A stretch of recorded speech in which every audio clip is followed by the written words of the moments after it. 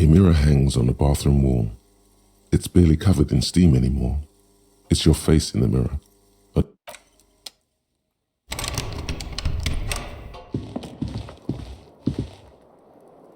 The bed is still cold from the broken window.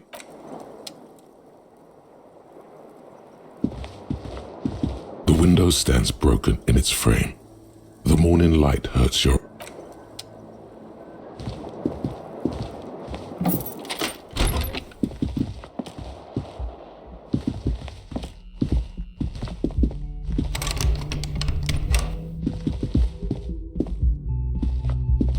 The door is closed.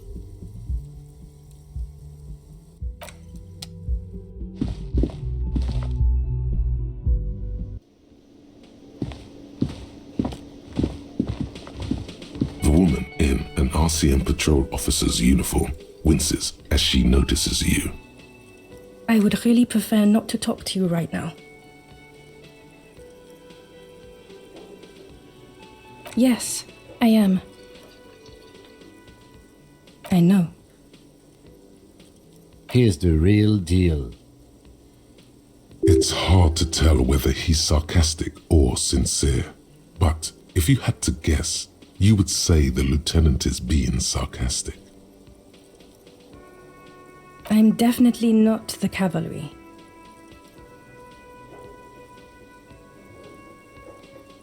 I don't know. I mean, why would I want to talk to you? No, you haven't wronged me. It's okay.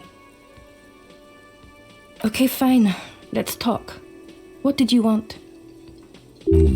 What does one talk about with a fellow officer? What precinct?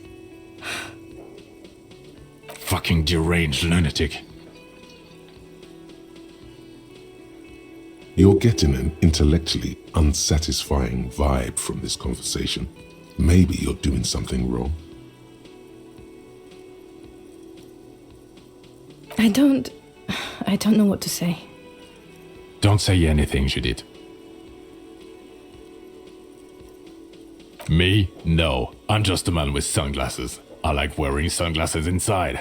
Sunglasses and a fucking wig. Okay. I'm just looking out for... No one. I'm just a man with sunglasses. And you are? Yes. A policewoman who just wants to do her job. That's all. Something about the man with sunglasses and you, the energy between you two is making her uncomfortable.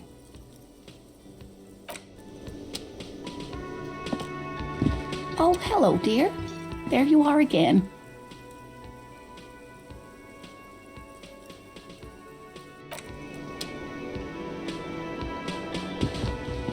Can I help you? Got the 20 real?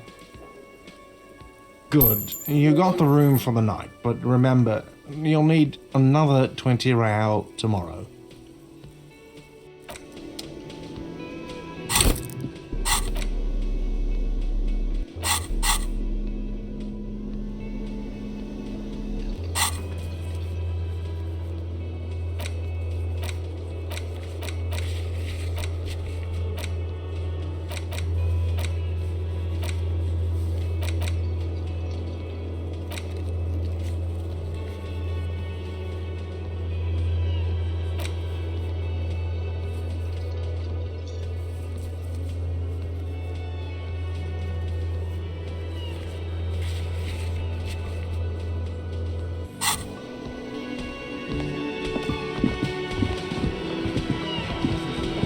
I've got nothing to say to you.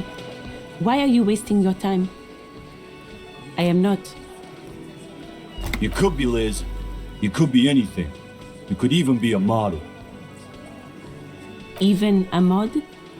Glenn, I went to law school. I am an attorney. He's right. With a face like that, she could be on the cover of Le Débutante International. The cold look in her eyes speaks louder than words. She is not amused. It's not her. She's not a hardy girl. Definitely.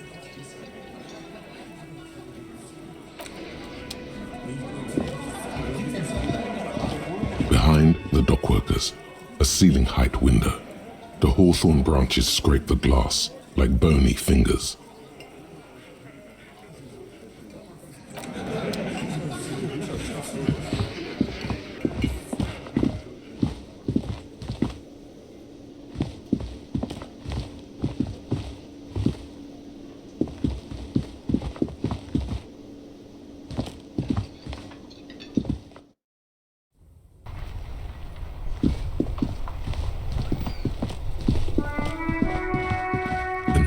Call box with a matrix. East Delta Commerce Center.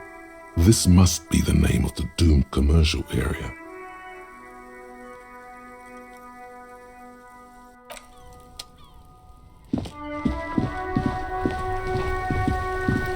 The dented yellow mailbox greets you with its graffito, bullet holes and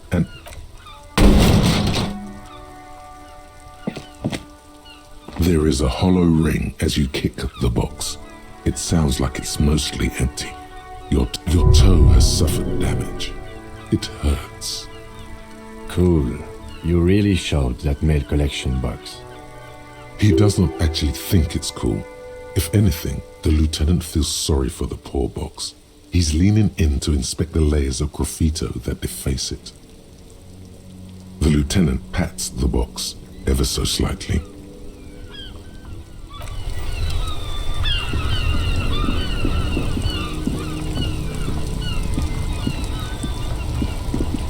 Inside, you see a set of steering levers, a radio microphone, a pull-out.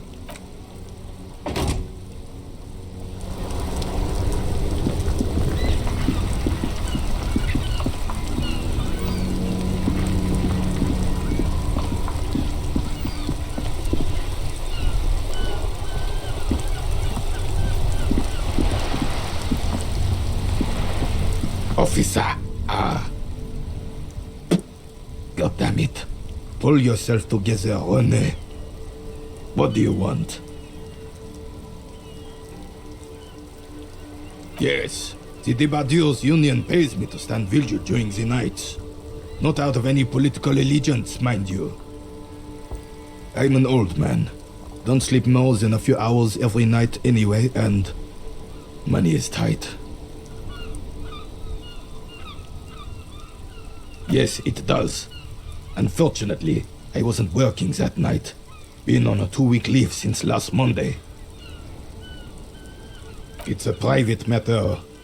Nothing to do with your investigation.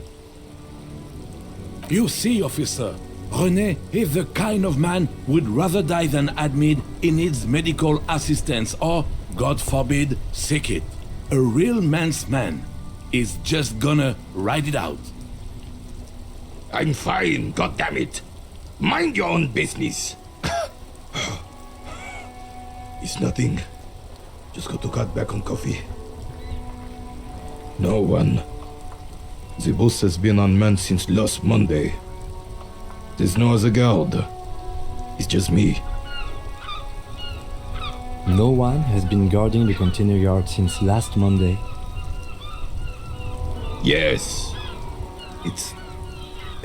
It's not actually an issue. I mean... Look, officer. The container yard doesn't actually need a guardsman. Never had one before René. Monsieur Claire had that booth built specially for him. It's mostly decorative. The possibility of someone being in there is enough to discourage any ill-minded individuals. Evrard created this job for René because he knows the Royal Carabiniers' pension of honor and PTSD isn't something a man can live off. A decorated Kingsman collecting tear reflects bad on the whole neighborhood. His words. Look, officer, can we conclude the topic of my guard booth now?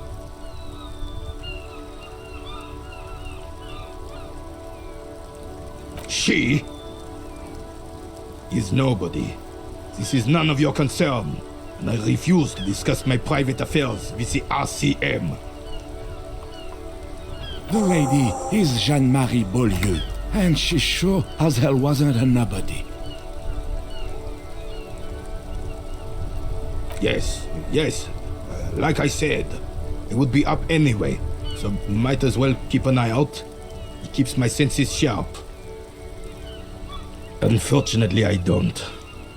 Unlike most of the locals, I have no qualms about assisting law enforcement, but this affair has passed me by completely. In Martinez, the union is the law, so can you really blame them? Cop is a pejorative term. I don't have a problem with policemen. On the contrary, I admire the effort to bring order to our streets. He doesn't know about the crime. Your time is better spent discussing politics.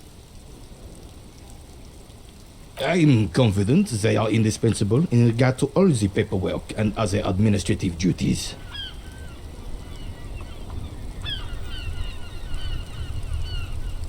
But you must agree that nature, in her infinite wisdom, has made men more fit to perform certain, more challenging tasks, don't you, officer?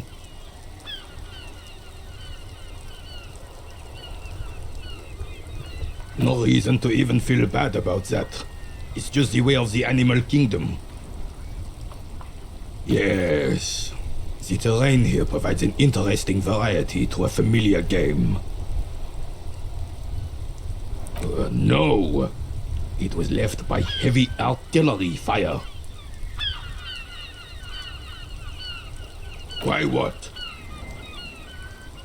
Because that's what happens when communards hijack your country, execute your supreme leadership, and turn your capital into a slaughterhouse.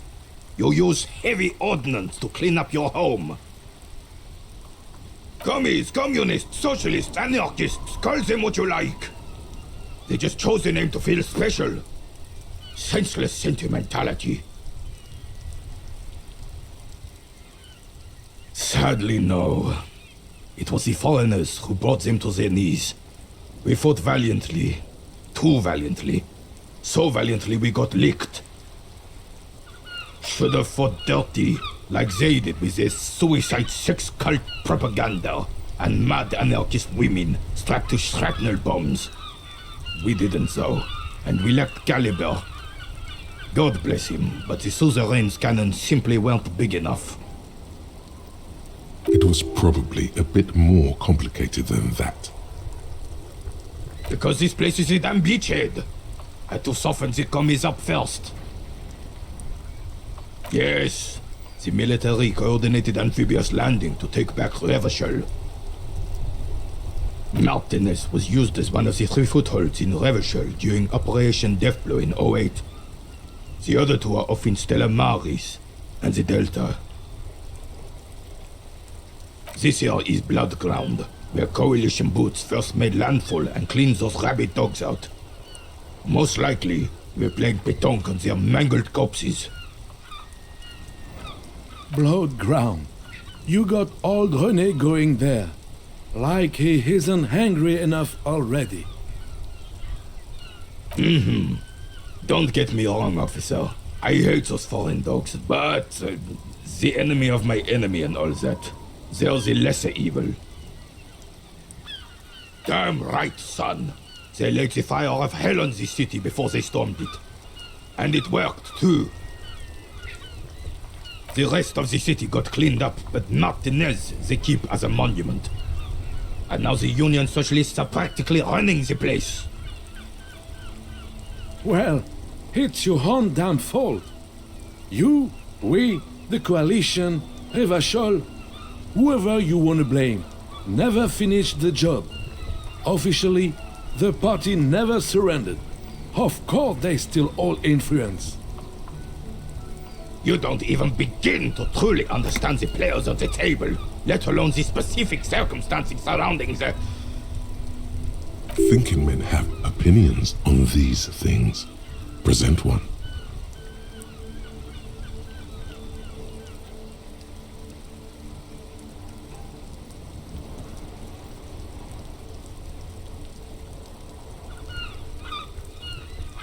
I'm sorry it had to be them. After 8 years of fighting those hyenas, boiling cats for food and drinking piss in the mountains, I would have preferred if the Right Honorable King Guillaume returned through Revachol, or even if that damn clan Frisel had risen from the grave and led us. Sadly, that was not the case. Instead, all that is just, holy, and beautiful in the world was wiped away, and now it's neon signs with toothpaste ads everywhere.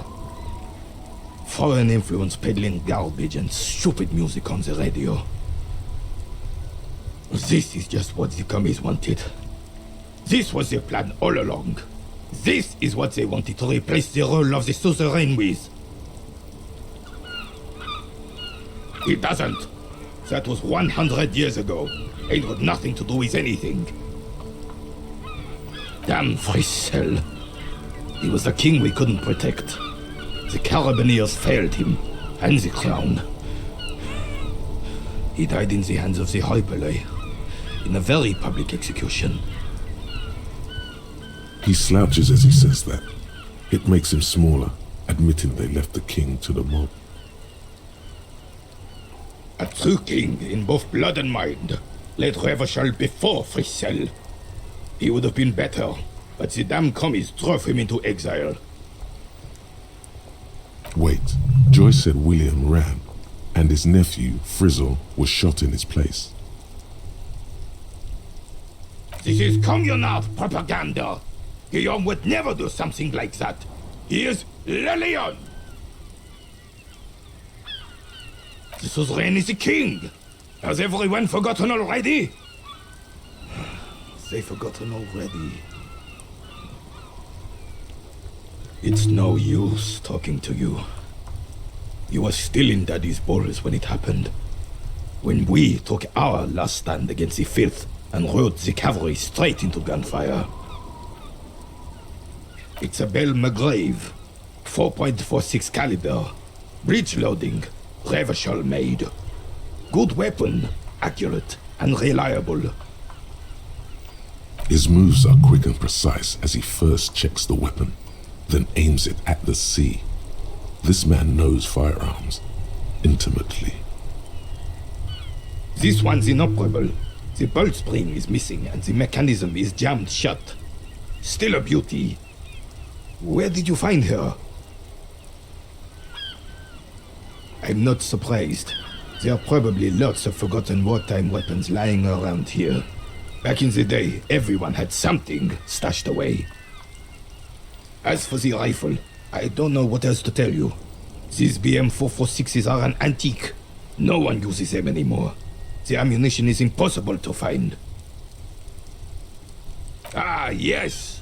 King Philip III, on his steed. A reminder of what Revachol once was. Oh, absolutely.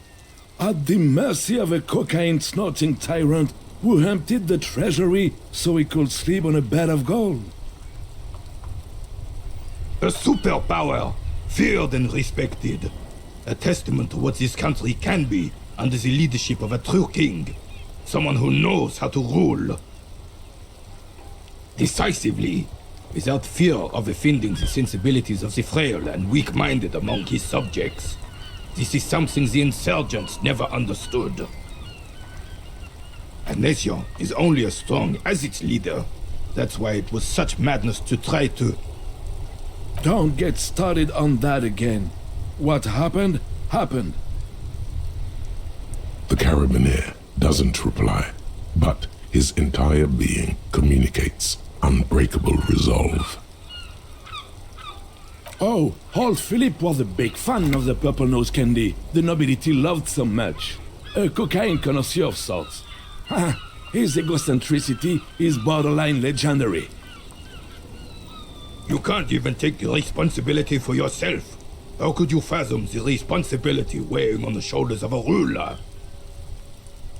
That's why the Philippian kings use cocaine, for clarity of vision, to aid in their work. Regnum cocainum, Revachol's finest years. Of course, clarity of vision, awareness. Philip III was even brought into this world with the help of cocaine. The court medic administered a dose to his mother when she was in labor, and it is well known that with the help of cocaine, Only the purest, of course. He was able to connect with higher realms. He's just making excuses for the king's habits, isn't he? Please, officer, don't encourage him. Do spare us the cocaine fairy tales. The RCM isn't interested in them. Yes, indeed. We're not here to investigate the drug trade of centuries past. Right.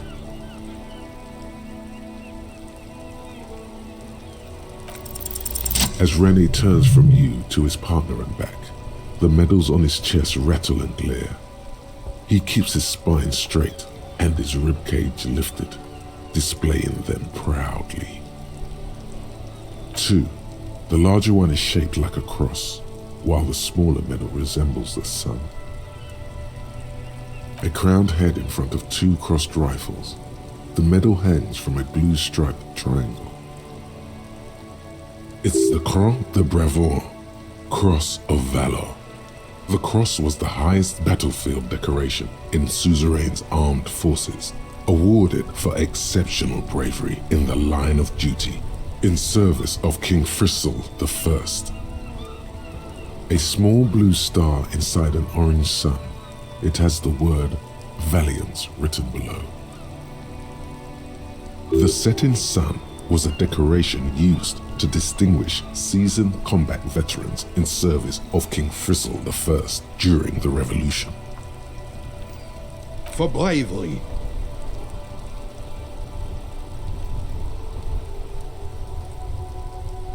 I'm sure, but I know this uniform's reputation. You are also wondering if I got this for raping women or killing babies. Honor is everything to me. Whoa, sounds like you're about to open the gates of conversation. This man will literally talk your ear off if you let him wander off to memory lane. For doing my duty in the heat of battle, for looking my mortality in the eye, when men like Gaston here hid in the bushes and shat themselves. He saved some muddy princeling who foolishly strolled into the front line in his gown of velvet and gold. It was on the first months of the revolution here in Revachol. Unrest was spreading like wildfire. Marauders had taken most of the Couronne and were getting really ambitious. King Frizzle thought he could end it all in one decisive strike. Sent his cousin, Drisson, to put an end to the unrest. Alas, the young Drisson was all piss and no vinegar, wearing a tunic of purple velvet and cockatoo feathers to battle. Even his rifle was gold-plated, shone from 5 clicks away. Can you imagine the asininity? He really despises that Drisson fellow. Purple velvet tunic. That isn't exactly camo. To keep the long and bloody story short, Drisson marched us against the partisans in Couronne.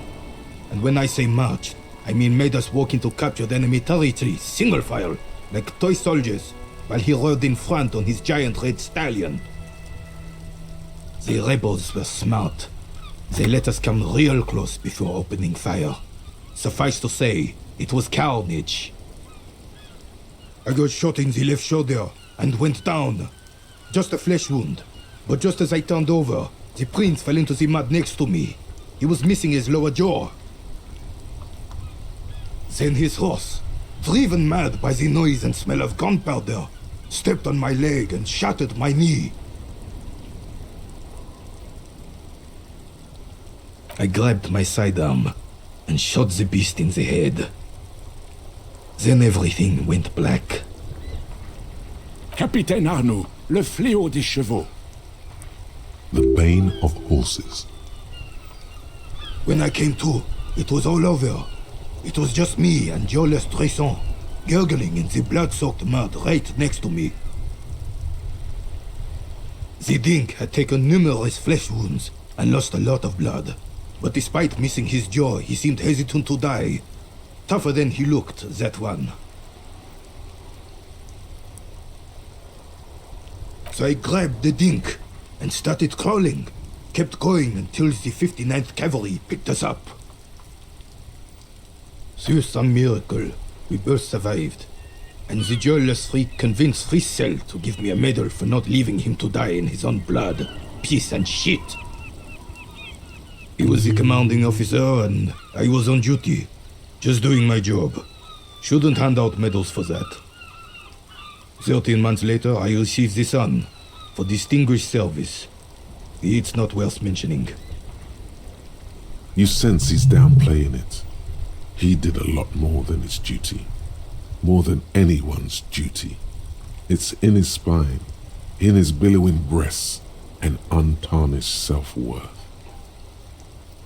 Because he was a goddamn dandy. Had no business leading men or even being on the battlefield. All he was related. That's it.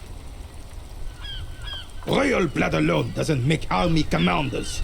He was a stupid kid, only interested in horses, hairstyles, and man-loving. And 782 Royal Carabineers are dead because of his incompetence. Whoa, man-loving? Is that even a word? It is not. The old carabinier stands quietly like a statue, his features motionless. What Monseigneur Modesty is not telling you is that he crawled over 7 kilometers before the cavalrymen found him en Drizant. 2 days later that was. And that even while crawling with a mangled half-dead prince on his back, he still managed to murder 3 rebels on his way. Is that pride in his voice? It's deep down, but maybe even unbeknownst to the man himself, it's there. Sorry, officer, but you're reading me all wrong. I'm a man of peace, and these kinds of bloody heroics are only impressive to men like René himself. Certainly not to me. How did you find the story to be, officer? Maybe, but also bear in mind, officer. They don't end this out for anyone with a service record. Oh no, you have to get shot repeatedly, and you need to get your hands bloody too. Really, really bloody. Do not speak of what you know nothing about, Part1. Duty is something you will never understand. Bah! There were many such stories in those days. Many such men too. True Revacholians. Men with backbone. Oh yes, René, yes. Men were bigger, girls were prettier, and everyone wore the fascia. Lord, please bring those days back, if you can. I'm not getting into this with you again. Officer, was there anything else? You should try to come up with a heroic story of your own.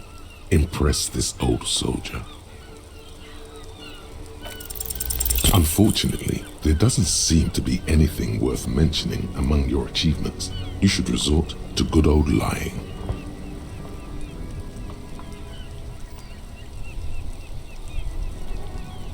But of course, sire. Looks like they're waiting for you to speak.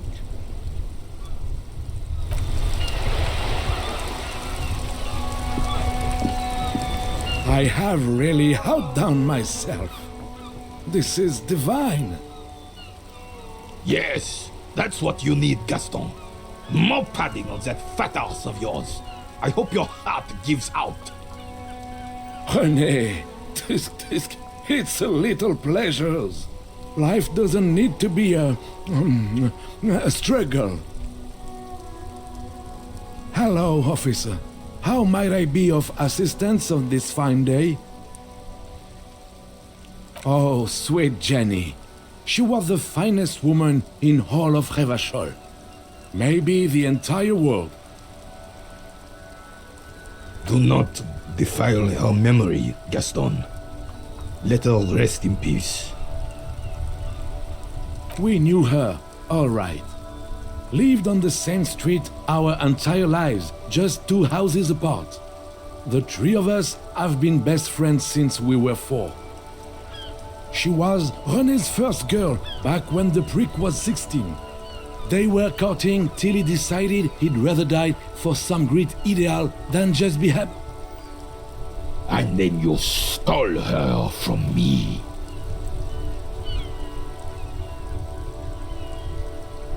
Oh, officer.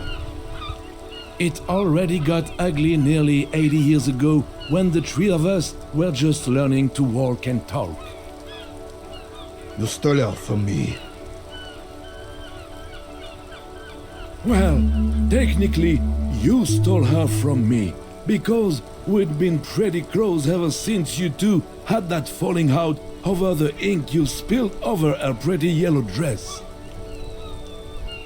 We were just boys then. This was different. You... No point starting this all over again. For the 1000th and the first time. Especially when we have company.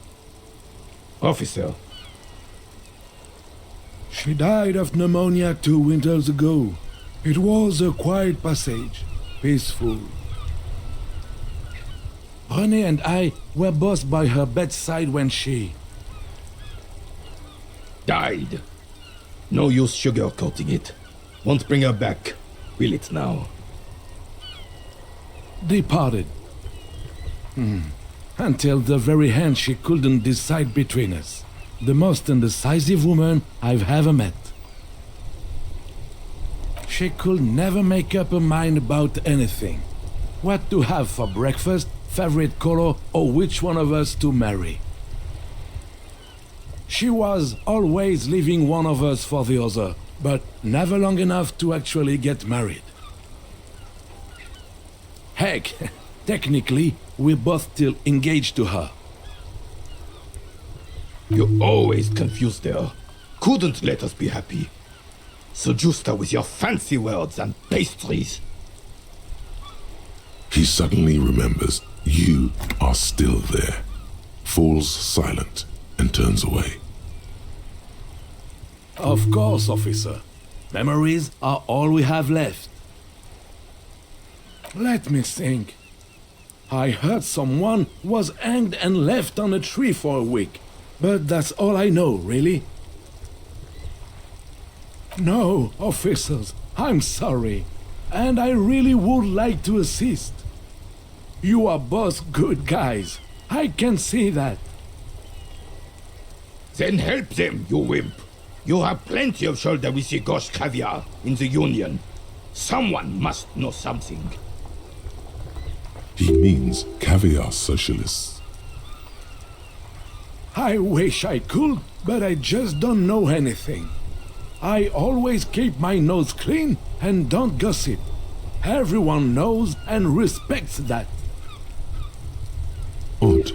He doesn't seem to be lying, but there's something off here. I'm not even anyone. Of course he's holding back. His mouth is so full of Union prick he can't even speak properly.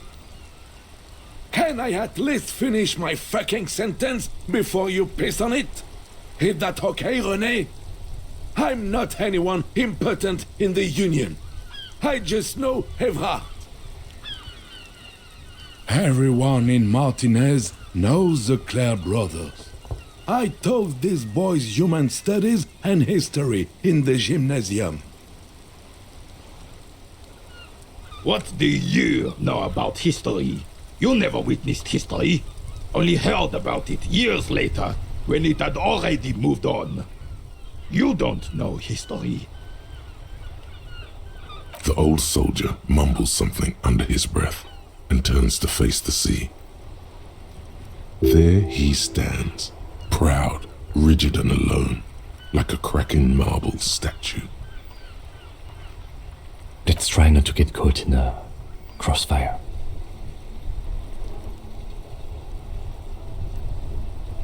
Everyone in Martinez knows the club. What's the... The old soul. There he... Let's try not to get caught in a...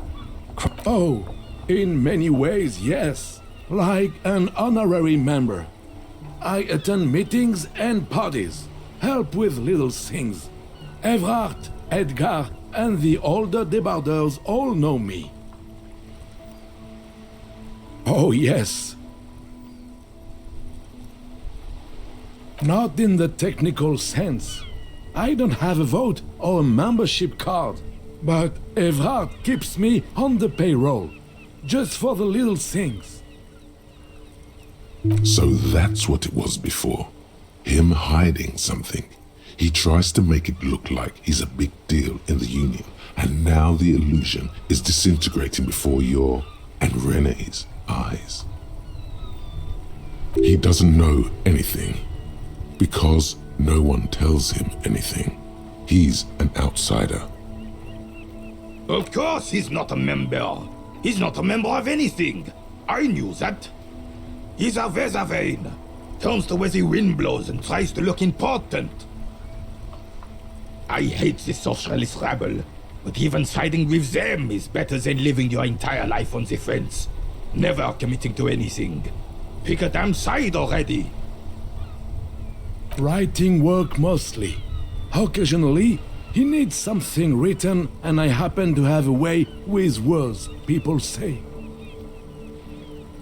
Oh, nothing official, I assure you. Just essays for the newspapers. About Martinez and how things are and how they could be. Evrard and I had these long talks where... Well, he tells his little pen man exactly what to say. It's commie propaganda, plain and simple. You should be ashamed of yourself. I don't even consider myself a regular socialist. Politics is not really something I involve myself in, officer. Officer, I have a vivid imagination. And like I said, I have a way with words. That's enough. No need to sink into politics. He just fluffs it up. Of course. Don't sink into anything. Don't sink into any fight. Only sink into your couch. I prefer highly adaptable myself. Has a better ring to hit, don't you think? Oh, mon Dieu. No, thank you. For being consummate professionals, you'll have this case wrapped up in no time. Oh, the goal is to throw you bull. As close to the cochonnet as you can. That's the cochonnet.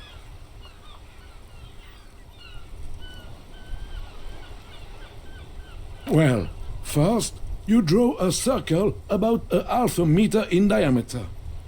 We made ours out of rope. Then, the order of play is determined by a coin toss. You win it. You get to throw the cochonnet. Then, the players aim to throw their bulls as close to the cochonnet as possible. They must stay in the circle and keep both feet planted. I could, but I'd rather not. I don't want to take up your time with trivial details, officer. You'll put that knowledge to good use in 50 years. I'm sure of that, officer. I don't like where this is going, officer. Don't you think we should do something else now? Hurry up then. I'm sorry, officer, but I really don't share food. Nothing personal, it's just a principle. The only one you have. The sandwich looks like a culinary wonder. Well made and abundant in components. The author sure knew their craft. In addition to the obvious slice of ham, a fat one, You notice a brim of a tomato peeking from below. And is that mayonnaise? Believe me, officer, I wish I could help you, but I need this sandwich to keep my blood sugar stable. In my age, you need to pay attention to these things. Fuck off! It's mine! A glimmer of respect flashes in Rene's eyes. Sorry, officer. I'm sorry. I didn't mean it in a bad way. But the sandwich is mine. I'm not gonna share it. And it's gone. When the dissidents come to rape our country, he hides. But try to get a bite of his dear sandwich and he gets claws? We are a special kind of vermin, Gaston.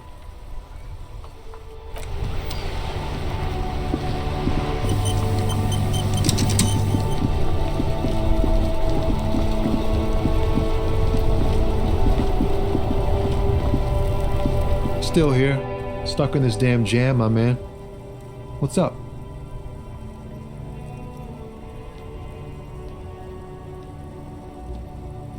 Huh? Oh. No, I ain't got any money. They don't want to pay for unfinished work. The bosses, man.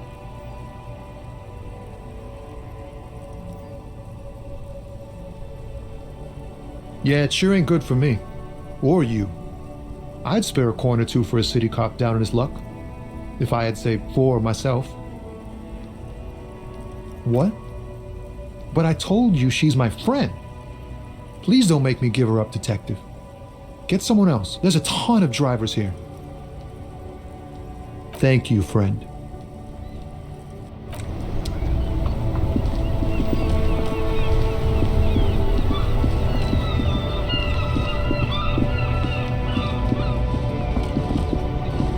You keep coming back.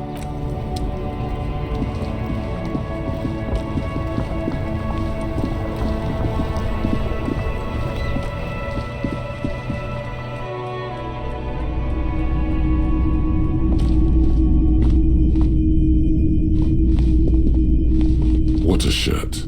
All other shirts pale in comparison to the muscular man with antlers and immense Zweihanders.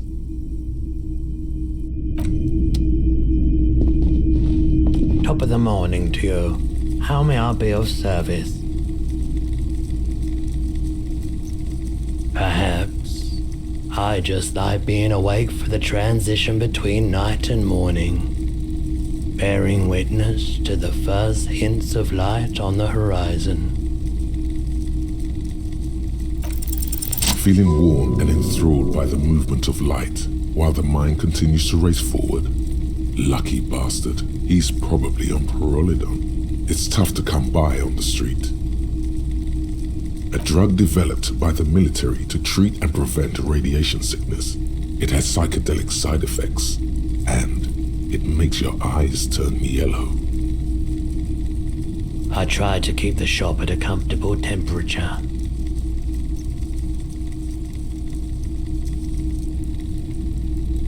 I've had to take it, you know, since the People's Pile cleanup. I was with the Emergency Relief Brigade.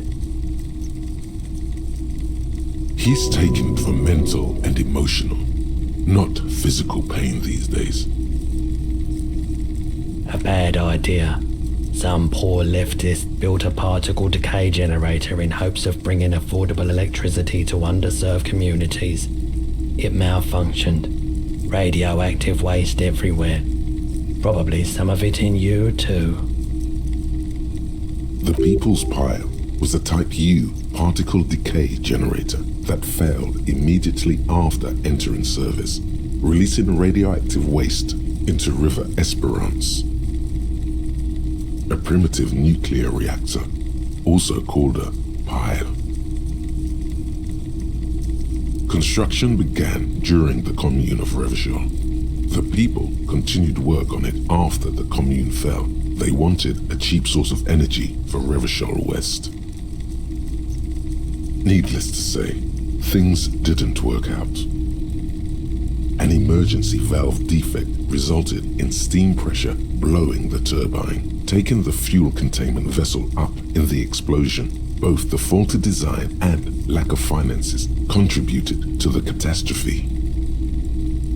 We were an all-volunteer force, self-organized, tried to help the fire brigades contain the spill.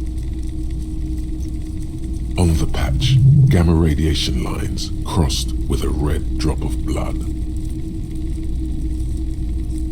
I lived by the river since I was a small boy. The Esperance didn't have the art to let it all go to shit without trying to do something to help out. There wasn't much the volunteer force could do, however. We wasted years in the river mud, years getting sick. There's a reason why everyone's tried to forget any of it ever happened, and why no one has tried to repair or replace the pile. So much disappointment, and early death, cancer mostly. And we knew all that was coming even as we were cleaning up as best we could. No one's, everyone's. So much bitterness. A bunch of poor people built themselves a primitive nuclear reactor, hoping for the best. What do you think is going to happen? The cleanup happened 15 years ago. I was young then. Later, my second aunt died. Left me this shack and all the assorted junk in it. So I came to Martinez. People told me don't go there. It's a shithole. I said, people, we just had a nuclear pile meltdown.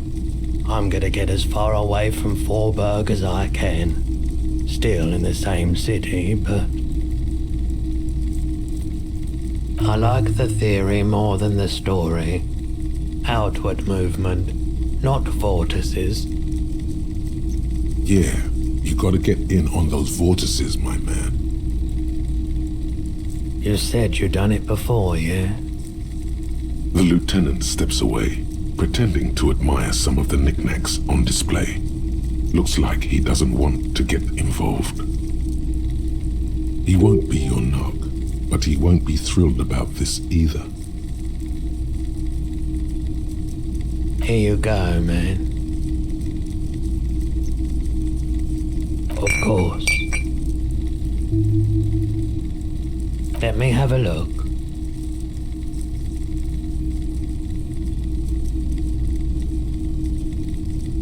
I'm not purchasing any more clothing at the moment.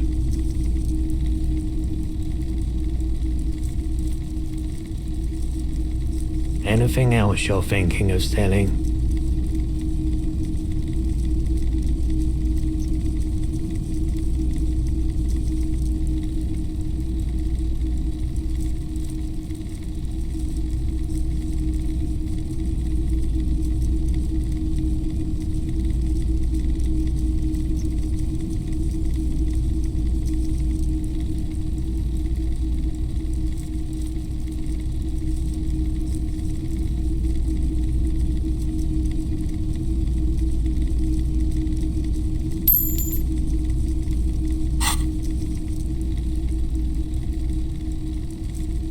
Oh, no. I don't like those kinds of objects. No sale. A photic path, counter-radiance network, anti-magnetism. It's darkness. That's all I know. Sell me something lighter. You have absolutely no idea what aphotic paths are, but the tattoos on the man are not that. Another time, perhaps.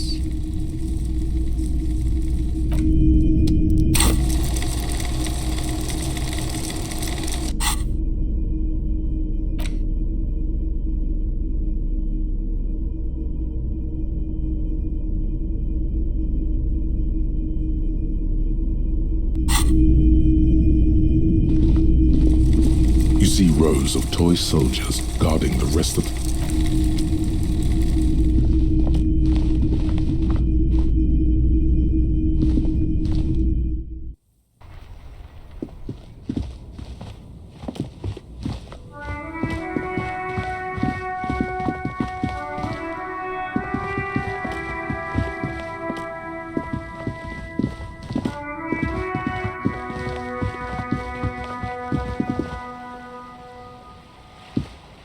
rusting control panel with loose wires dangling out from the hole where an indicator light used to be, and a mechanical lever sitting in the middle.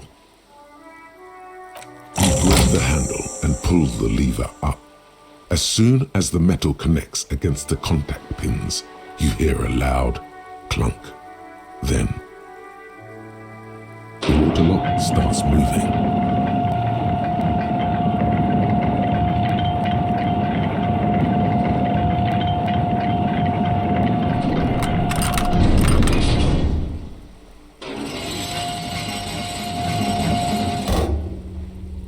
Okay, if we ever need to get to the coast, then this is the way. But please, contain your wanderlust for now. I don't want us to get sidetracked, not with everything that's going on.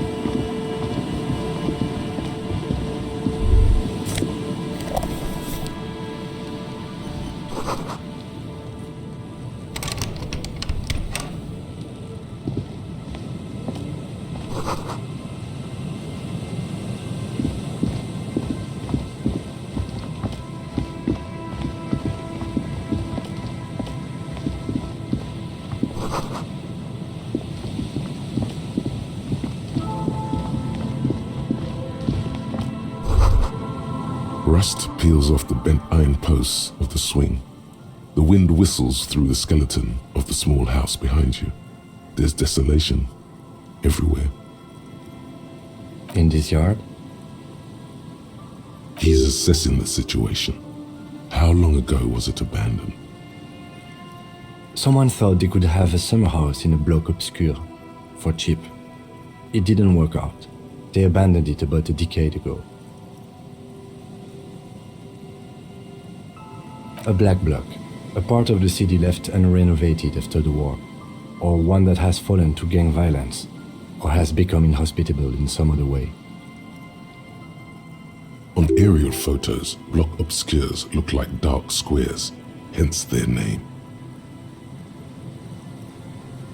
Practically, it's not an official term in any way, but look around. No sewage, broken power lines, crime, drunks. Life is tough in the blocks. It's no place to build a summer house. Yes, for you to pick up as part of the Jamrock Shuffle. It's not meant as nagging, just an observation. We should move. I don't think we will solve the murder with forays into the urban hinterland, at least in this phase of the investigation.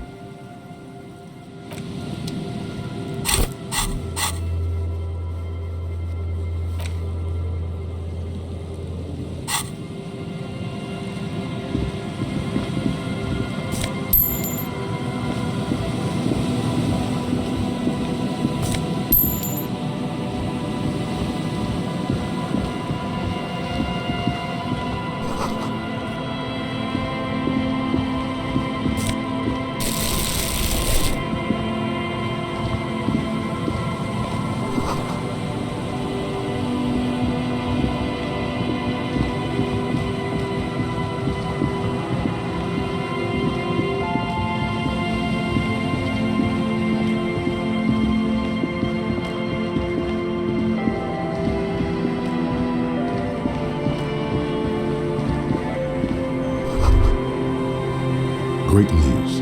The boat is big enough for a grown man like you to fit underneath it in a supine position. I don't know. Sleeping? What do people do under boats? This is merely a measurement from your visual cortex. Do with it what you want. Huh?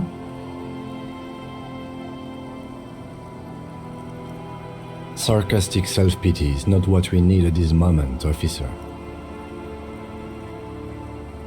I understand the situation looks grim, but we must continue with our investigation. You have a home somewhere. All cops do. When this is done, you can return.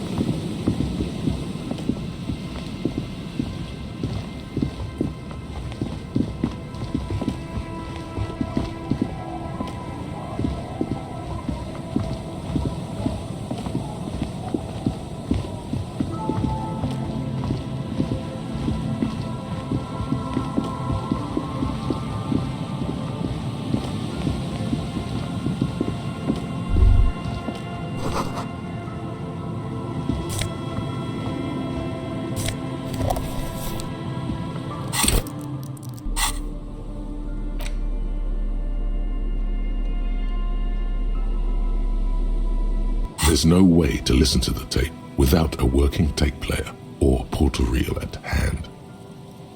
A pawn shop would have a tape player.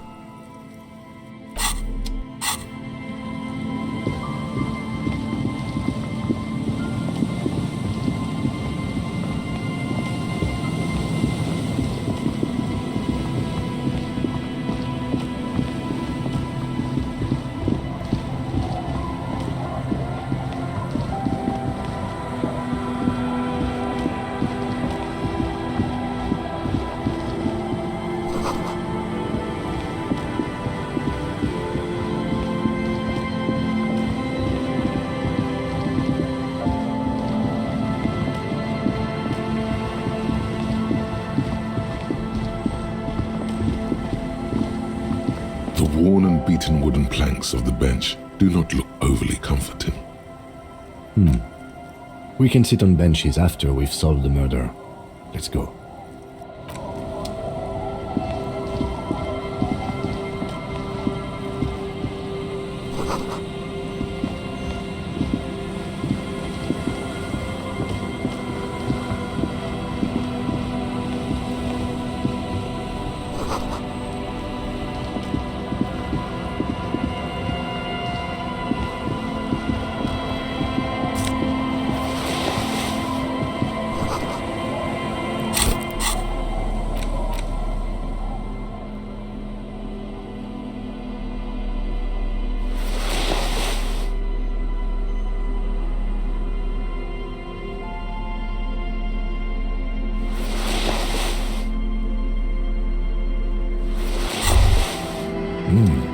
These are some wonderfully regular pants.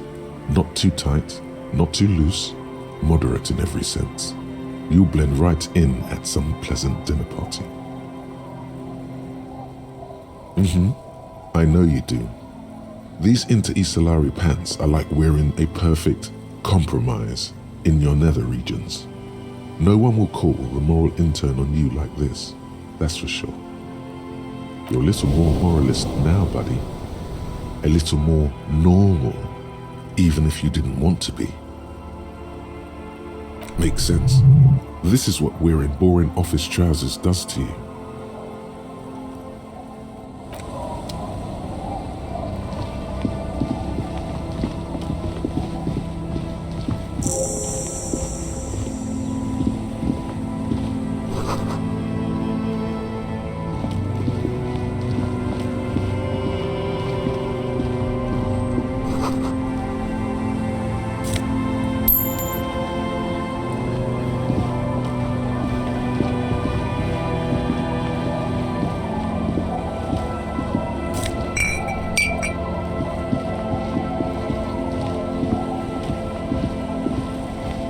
The scruffy-haired little boy kicks a stone. He can't be more than 5 years old. The other one looks indistinguishable from him. He watches his brother kick the stone with his tongue lolling out of his mouth. The kids don't reply, absorbed in their little game.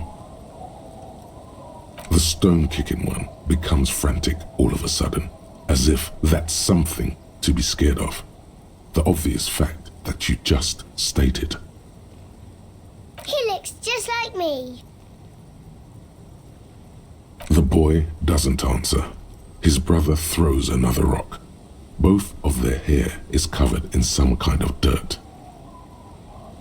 The rock kicker was just being shy, but now he's enthusiastic again. You're bad with kids. Don't worry, everyone is. How about we do some police work now? We're not getting anything here.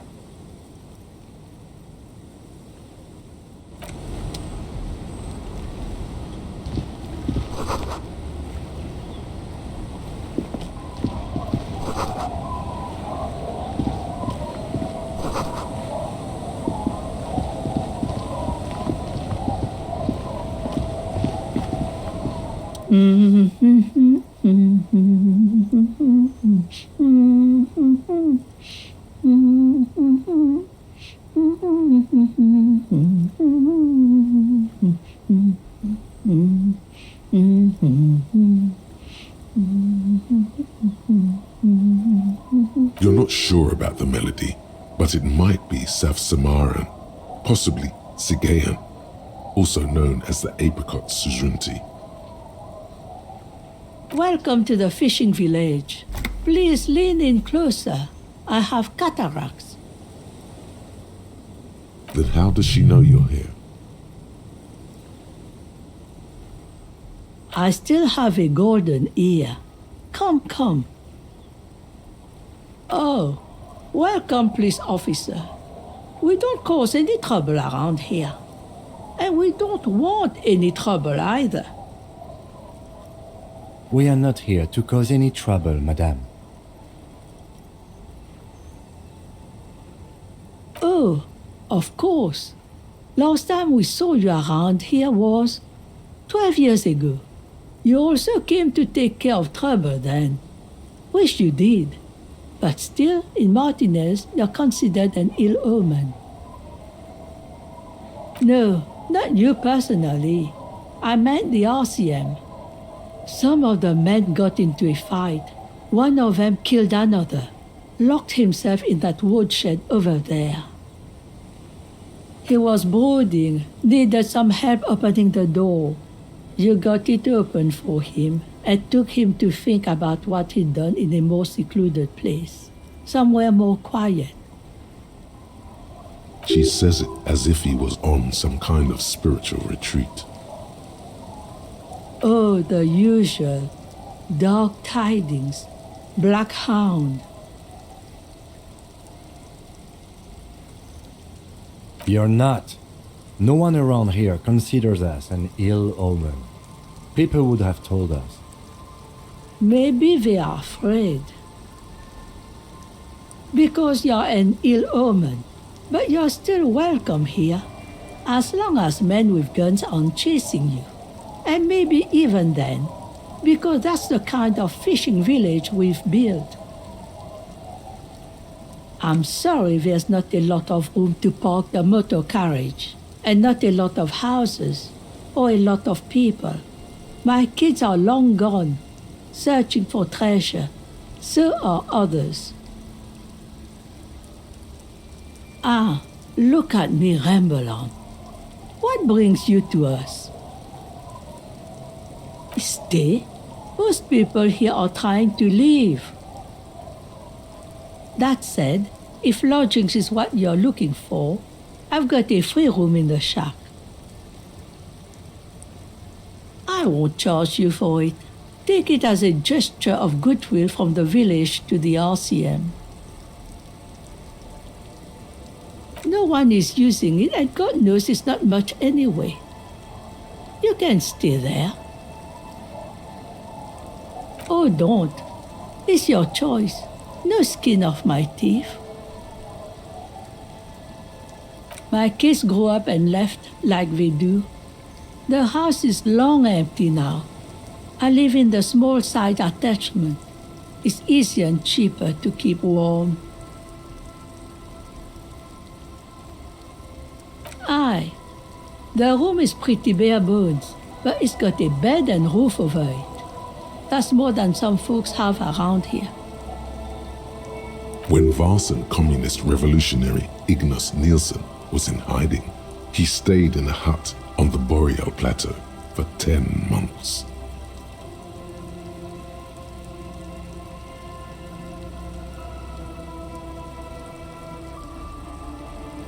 Surely not the first one. So are you interested or not?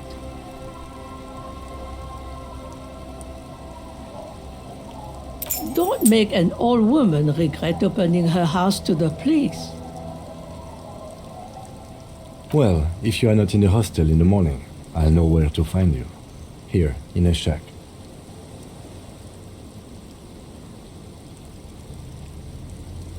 Just us. It's barely a village anymore. We almost don't exist. This is pretty much a non-place. A gap, a blank spot on the map, just a cluster of nameless shacks on a nameless street. The place is so pornographically poor, it's not even funny. The lack of wealth is the one thing we've got in abundance. It's a cold, cynical smile. Riddles. Fits with the general ambiance here. Aye. Sometimes it's as though I'm also gotten lost inside this nameless nothing. Oh, it seems to be a common theme these days.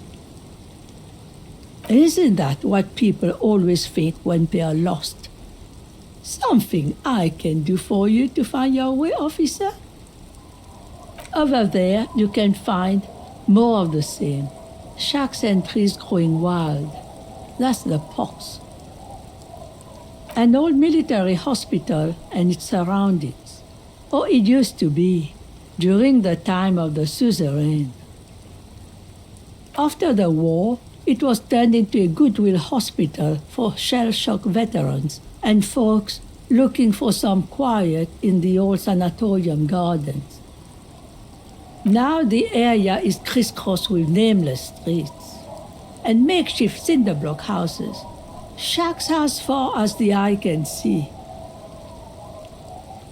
The goodwill ran out.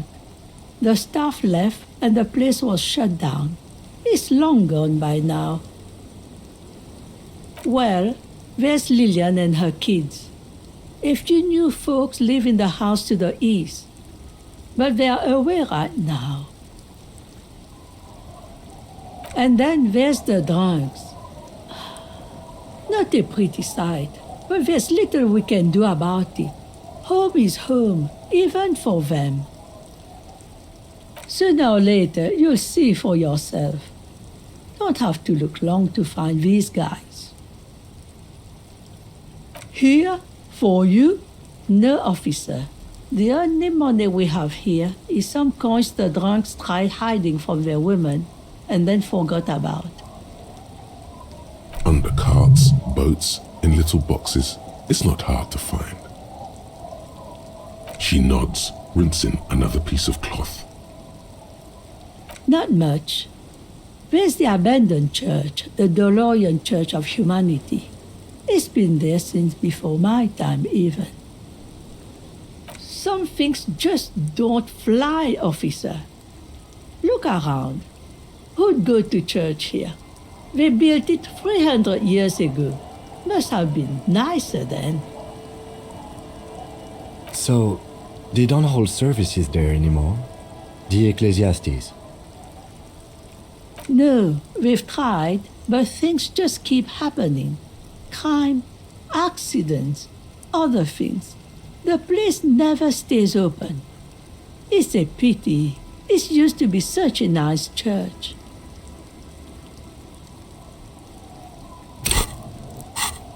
Before you get to the church, there's some ruins, an apartment complex, or some kind of electrical plant. Run-down bunch of houses, empty. I don't know exactly. A pre-war place. It used to be something. before the war. I wasn't here then, you know. Was born in Samara. Of note, the old fish market up on the boardwalk, but it's closed. No one. That's why it's closed.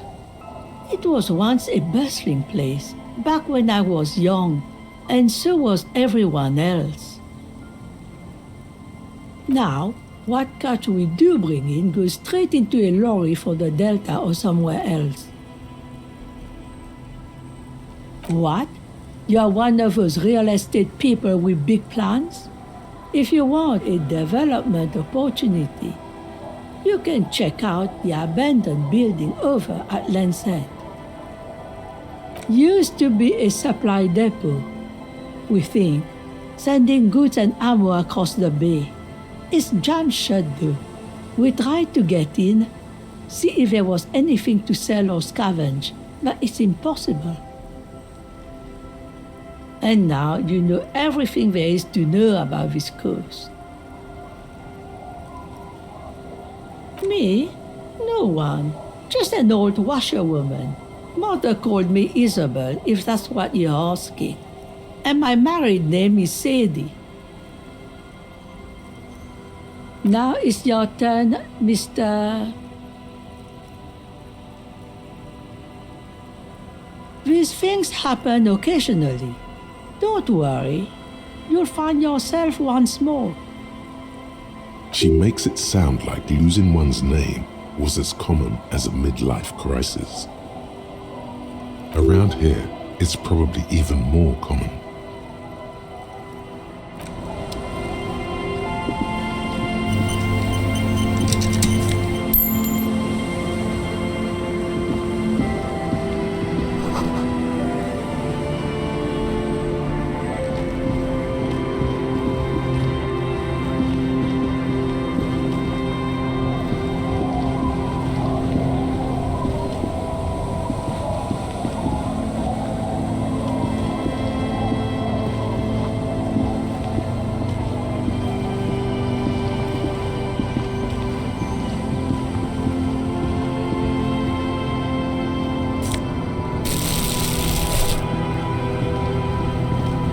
Hi, officer.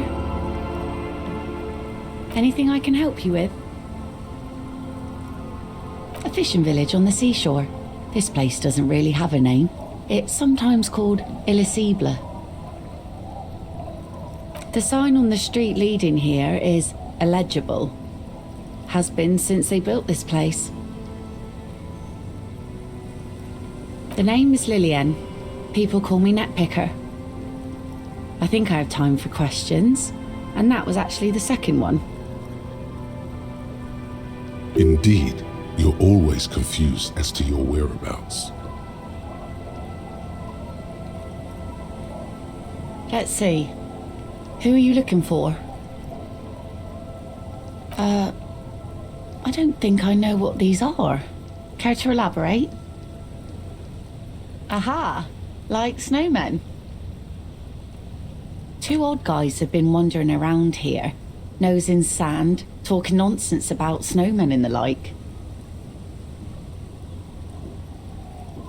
Right. Not only snowmen, also green men, monkey men, burning rhinos. You get the picture. Oh, you're getting it. And it is gorgeous. I don't really know. Further down the peninsula, I guess. I mean, that's where they were heading. Who else are you looking for besides snowmen? Well, how can I assist you then, officer? Like I said, fish mostly.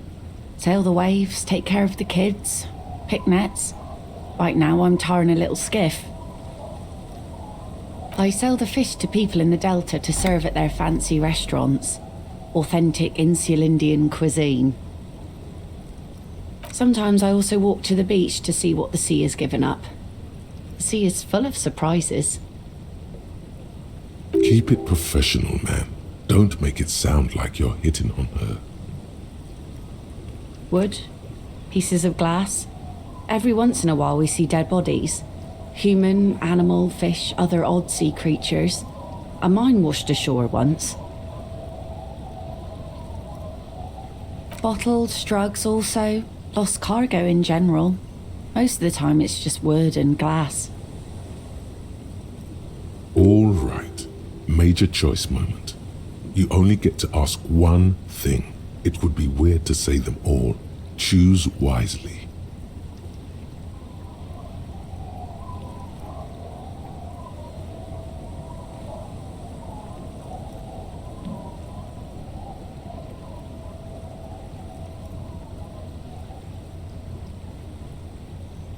Don't have any. Those get cleaned out so fast even the local bums can only stand by and watch with watery mouths. Always by strangers too. Union folk don't stand this kind of stuff around here. Unfortunately, the factory sold this one with a 3-year warranty instead of a story.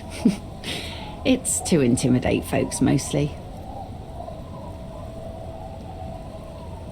Not really. I know some basic moves, and I know it sure as hell beats a knife when you're in a tough spot. But not when you're in a tight spot.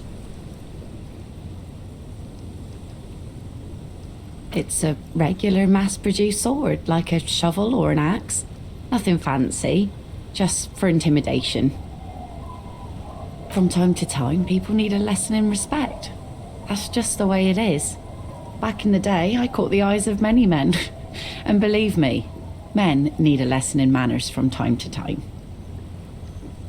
What makes you think we haven't? The truth is that almost everyone in this life is scared and tired and stupid and too dull for that.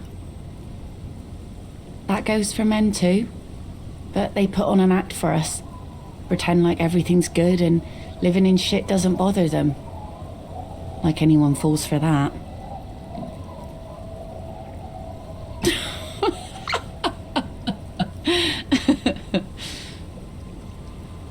Sure.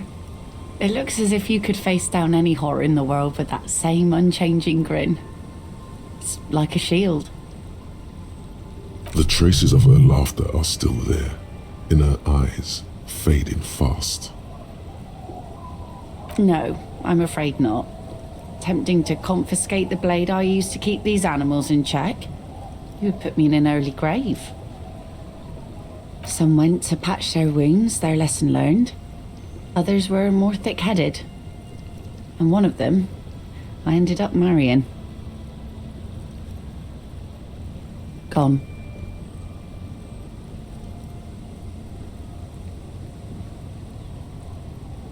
It absolutely does not.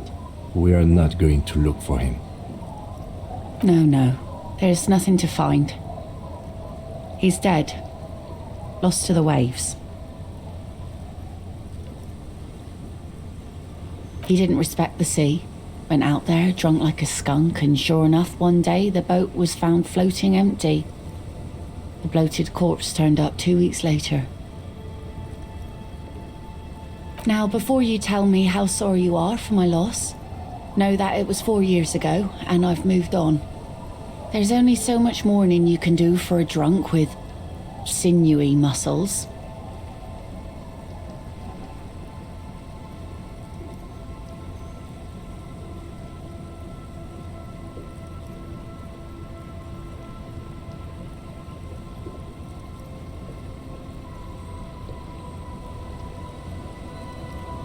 Us working folk don't have the luxury to be bedsick with melancholy. I buried him, mourned for an appropriate amount of time, and went on. Life didn't really change that much for me and the kids. This is neither a touchy nor a very interesting topic for her. She looks like she's ready to go on a date with another, better, drunk. Ask her. Both of you could need some action.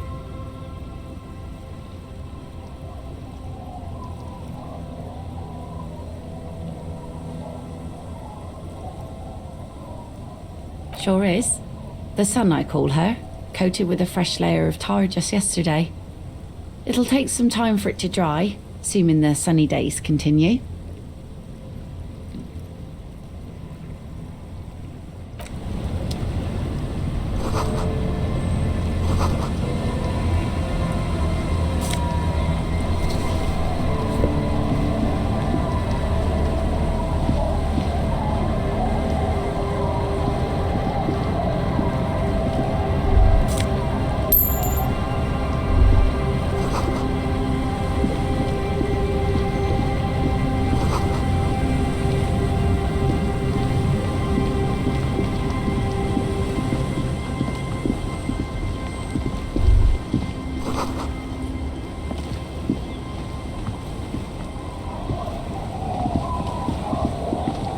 door has seen better days. The layer of paint has started to peel off due to the salt and wind from the sea. Even the lock looks slightly rusted. I'll wait outside to give you some time and privacy to check out your new living arrangement. But just so you know, after we are done with the day, I'll still be staying in the whirling in rags for the night. We'll meet in front of the shack in the morning. The key turns with a satisfying click. You can enter the shack now.